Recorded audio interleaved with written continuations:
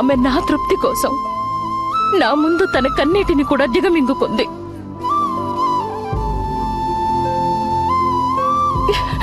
మరి నేనే విధంగా స్వార్థపరురాలనై కేవలం నా గురించి ఆలోచించగలను? రాకుమారుడు అర్జునుడు వారి ముఖంలోని నిస్సహాయతను నేను చూశాను. అటువంటప్పుడు నా మనసులో ఆశలు ఎలా చిగురిస్తాయి గోవిందా?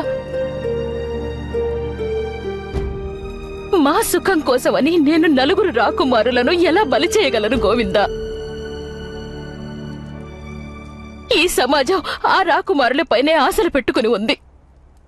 సమాజంలో అందరినీ నేనే విధంగా నిరాశపరచగలను?